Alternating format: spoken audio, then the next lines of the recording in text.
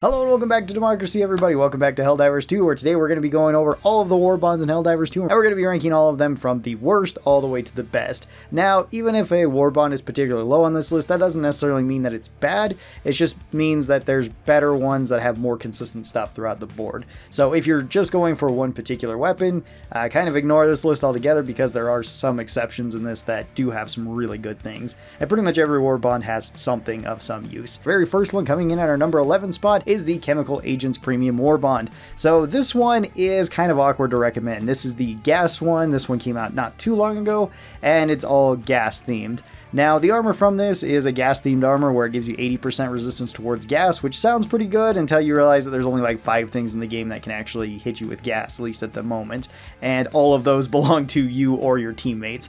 So there is no enemies that really use gas attacks overall, meaning that the armor isn't really all that useful because the passive just doesn't really help you all that much unless you intend on just throwing a bunch of gas strikes and everything on top of yourself.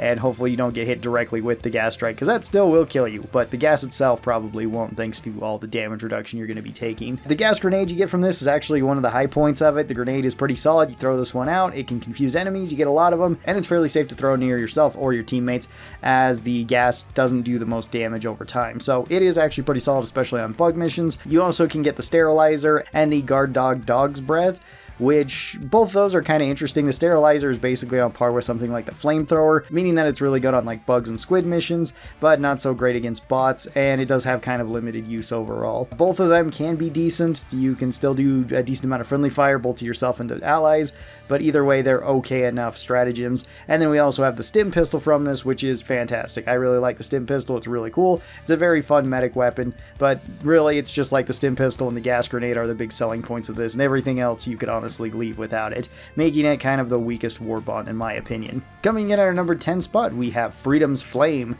This is the one that came out right before the Chemical Warbond did. So this one is all fire themed, meaning that the armor is all, well, fire resistant, which is good, but there's other armors that also have fire resistance, so it doesn't really make the armors unique. That armor is really nice to have, but again, you can swap off to other ones. This one does have some good things about it. The cookout shotgun is arguably the best shotgun in the game against bugs right now, and it is very solid overall. It's just a really good weapon against basically everything. Maybe not as solid against bots, but still very solid against bugs and squids. The other two weapons we get are the flamethrowers, whether that be the pistol flamethrower or the full-size flamethrower. Well, the primary flamethrower, not the full-sized one. Both of these are pretty decent too. They're really good against bugs, pretty decent against squids, not really the best against bots because it's kind of hard to get close to them with the flamethrower, although it does tear through them pretty fast.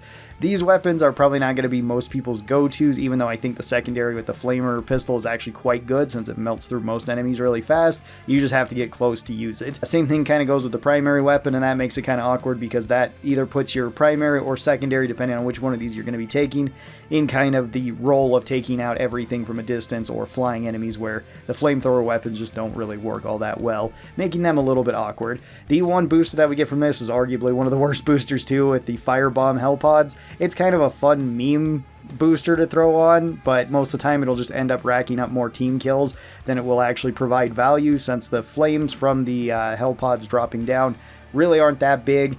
And most of the time you're going to be calling down hell pods in somewhat safe locations, and if you forget that there's fire on it, you might light yourself on fire. So this Warbond has some good things going for it, but mostly kind of weak stuff. Coming in at our number 9 spot, we've got the Viper Commandos.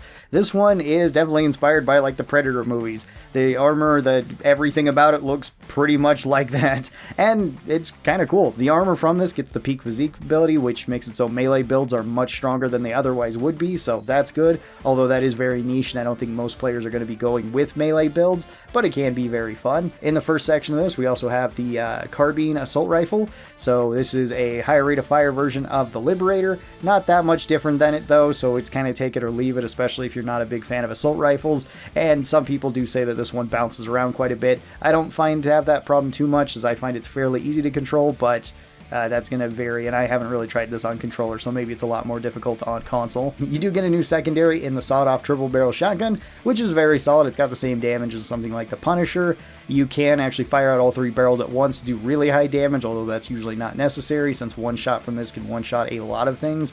You can one-shot most of the bugs, even up to stalkers. It can one-shot headshot them if you get decent spread, and it does actually have quite tight spread for being a sawed-off shotgun. And then this one also has the throwing knife as your new grenade or your throwable. A fun grenade, but not really that strong of a grenade. This one also does have the experimental infusion, which I think is one of the best boosters in the game, but this is another kind of take it or leave it Warbond, with nothing that's really selling it outside of maybe the booster itself. Coming in at number 8, we actually have our newest Warbond, which is the Borderline Justice Warbond. This is the Cowboy Warbond, and this one's pretty cool. I do like this one, although it's not necessarily the strongest out of the Warbonds. The armors that you get from it are pretty cool, as they just added the new Gunslinger armor, which gets you more damage and more bonuses for your secondaries. You also have the lever action, which is pretty bad against squids and bugs since it has a very slow reload. It does hit them really hard, but the slow reload does kind of make it worse. It is really good against bots though, so that is nice. And the new secondary with the laser revolver is actually very, very solid against basically everything. We also got the sample extractor booster here, which is okay. If you're missing samples, it's good. If you have them all, then it doesn't matter at all. The dynamite from this is actually super fun, although not the most practical grenade. It's kind of fun to play like hot potato with it with the team, since you can set the fuse time to it, which is a unique bonus for this one. And the new hover pack is actually really good, so it does have some good things in it. It just doesn't have a whole lot of different stuff throughout it. Like some of these Warbonds, especially the more new Warbonds, they tended to kind of skimp out on like having the most amount of stuff in them, but they're still usually pretty decent. Coming in at number 7, we have the Urban Legends Warbond. This one is kind of an interesting one because there's only one weapon that came out with this, which is the Stun Lance, which I honestly don't think is that great. I don't prefer it over some of the other melees, although some people do. Some people said you can also use it from the car to stab a little bit further, which is kind of funny. I haven't honestly tried that too much. It does give you more reach than something like the Shock Baton or like the Tomahawk, but it does attack a little bit slower. You also get multiple stratagems in this one, like the Directional Shield, which is fairly solid. You get the Flame Sentry, which is a pretty good sentry, especially on squid and bug missions, not so much on bot missions because it usually gets shot up pretty fast. And you also have the anti-tank emplacement, which is probably one of the most top tier picks on like defend the area missions. On defense missions, it turns it into a real point and click adventure once you get in the grandpa chair. It's very strong. On other missions, it can also be really strong if you put it up on like a hill and you can just bombard basically anything. We also got the armed resupply pod as a booster in this, which is a very funny resupply, and it's actually quite good on those same defense missions. So this one does have some pretty good stuff in it, but it is lacking a little bit overall in terms of the overall weapons that we got from this. Armor is actually pretty good in this too, because this is where we got the Siege Ready armor, which gives you more ammo overall, which is supposed to be for your primaries, at least that's what it says, but it counts for every part of your weapon, and I hope it stays that way, since this is actually really nice for some of the special weapons like the heavy machine gun. At number 6, we have the Truth Enforcers Premium Warbond. This one is kind of an interesting one because the armors in it actually really suck. The armors are definitely the downside of this. Both the Bloodhound and the Inspector armor gives the unflinching bonus, which is basically useless. It barely does anything, and sadly there's no heavy armor version of it, which could be potentially a little bit more useful, but I do think that is one armor passive that should get buffed in the future. The weapons you get from this one are pretty solid though, as well as the booster you get is pretty good. The booster you get is Dead Sprint. Dead Sprint is very fun, and it's really good if you already have stacked like the stamina booster and the vitality booster on top of that, makes so you can basically just keep running for forever. It's a very fun booster, maybe not one of the best, but very fun regardless. You also have like the Halt shotgun in this, which is very solid, being both like a flashbang shotgun and a flechette firing shotgun, giving it very long range and very effective against basically everything. We've also got the Reprimand submachine gun, which is arguably the best submachine gun in the game, doing pretty high damage, being the only submachine gun with medium armor pen, at least as of right now, and just very solid overall, as well as it has quite a few magazines. And we also have the Loyalist plasma pistol, which is another very solid weapon. It works pretty well against basically everything, so long as you get the time to charge it up, although if you're spamming it out, you can run through ammo with it fairly quick. It's very similar to like a smaller version of the Purifier, so that's nice. Overall, really good weapons from this Warbond, just kind of lacking in the armor department. Coming in at number 5, we've got the Cutting Edge Premium Warbond. This is like the first energy weapon Warbond that they put out. And this one's pretty interesting. This one has the Tesla armors in it, which make it so you take a lot less damage from electricity, which is basically only self-inflicted outside of like the harvesters being able to zap you too. So this is good if you like running the Tesla tower a lot, or if teammates just keep running the Blitzer or something, or the Arc Thrower. But other than that, it doesn't really help too much. The booster of the Localized Confusion is of questionable use. It's not really the best booster in the game. It can give you some value, but it's a little bit confusing. There are some pretty good weapons from this though, like the las sickle being arguably the best assault rifle, or one of the best assault rifles in the game. It is really, really nice in that role. There's also the flashbang, which is a fantastic grenade. It's really good, especially if you don't want to end up accidentally blowing up teammates. The plasma punisher is a pretty solid shotgun overall, or grenade launcher, whatever the heck it is. It works fairly well, especially on bot and squid missions. And then we also have the blitzer and the las dagger. The las dagger does have infinite ammo, and it's an okay secondary. Definitely not one of my favorites, but it can melt things at close range fairly quickly. And the arc blitzer is pretty good, especially since it has infinite ammo, although I find it particularly awkward because of the slow rate of fire and the very short range. So overall, pretty solid Warbond that has some really good gear in it. Now coming in at number 4, we've got one of the newer Warbonds with the Servants of Freedom. This one doesn't have a whole lot of stuff in it, but it does have some pretty good stuff in it. So first up, we've got the armors that just explode after you die. Those armors are kind of meme armors. They're not really that great, but they are very fun to use, and sometimes you do get quite a bit of value out of them. Totally just depends. Sometimes you get kicked away and you explode and do nothing, or kill a teammate. So very hit or miss there. Double-edged sickle is even better than like the regular sickle is, especially if you pair it with fire armor and the vitality booster. It makes for an awesome assault rifle that basically turns into an LMG. It is really good overall, and it basically has infinite ammo. And this one also has a very strong secondary, with the ultimatum being able to level buildings with it. It is very, very powerful. You do only get 2 shots with it, but it is a very powerful 2 shots from your little handheld grenade launcher. We also got the portable hell bomb in this, which is actually quite effective, even though it sometimes isn't as effective as something like a 500 kg. It still can do even more damage than that and potentially blow up even more things since it has a bigger explosion radius. Main problem is you have to hand deliver it to wherever it's going. And there's also the secret grenade, which is an okay enough grenade, nothing way crazy, but this one is actually a pretty solid Warbond overall. Coming in at our number 3 spot, we have the Polar Patriots Premium Warbond. It's a lot of P's. This one has some pretty decent everything in it. The armors are fairly good, although nothing way crazy in them, but they are still very solid armors. We also have the Tenderizer Assault Rifle in this, which is pretty solid, dealing really high damage. We have the Motivational Shock Booster, which is okay. It's not bad, but it's not really the best booster either, so it's kind of whatever. Pummeler Submachine Gun is kind of okay on like bot missions, but other than that, I find it to be kind of awkward. The Incendiary Impact is actually a quite good grenade. It's one of the better grenades in my opinion. And then we also have the Deagle pistol in this, which is a very solid secondary, and the Purifier, which is arguably one of the best primaries right now.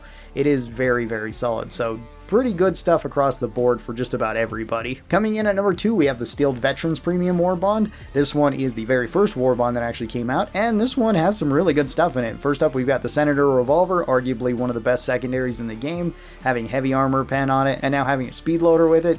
Makes it much, much better. It can take down basically everything. The Concussive Assault Rifle is kind of okay. It's not really been one of my favorites, but it's been decent enough. The armors are pretty good in this, with the servo assisted once again, allowing you to throw some of your stratagems further and grenades further. This one has incendiary grenades, which are very solid grenades as well. The Breaker Incendiary Shotgun, which is a really good weapon against bugs. Not so good against bots, and it's decent against squids, but still very solid even after it's been nerfed a little bit with its ammo being reduced. The Flexible Reinforcement Budget is arguably like the worst. That one isn't really a selling point of this, but the Jar 5 Dominator is a very solid weapon for fighting bugs and squids and bots with it, really. It's really good against bots, as it can punch through just about everything, and it feels just like you're firing a bolter gun, so that's pretty cool. Very solid Warbond overall. And then coming in at our number 1 spot, to probably nobody's surprise with the Warbonds, this is the Democratic Detonation Premium Warbond. This one basically has nothing but really good stuff in it, where all of the armors are pretty good, as they're kind of a mix between Engineer Kits, which is good, that just gets you more grenades, and also Fortified, which gets you resistance towards explosions, which is also quite good. The weapons in this are really good. You get the Thermite Grenade, which is arguably one of the best grenades ever since it got reworked, since it can take down basically everything in the game. Like, throw one of these on a charger and it's likely going to die. Throw 1 or 2 of them onto a Titan and they're going to either be very low health, well, 2 should kill it, but 1 should do a lot of damage to it. You can throw this onto buildings and cause them to explode. You can throw it into holes and everything. Main downside is you only get 3 of them, but they are very solid grenades. You get the Adjudicator Assault Rifle, which is arguably one of the best assault rifles in the game, having medium armor pen and just high stats across the board. You get the Expert Extraction Pilot booster, which is another one of the worst boosters in the game, but that's not really too much of a knock against this one. You get the Eruptor Rifle too, which is really good right now since it's been fixed and kind of buffed.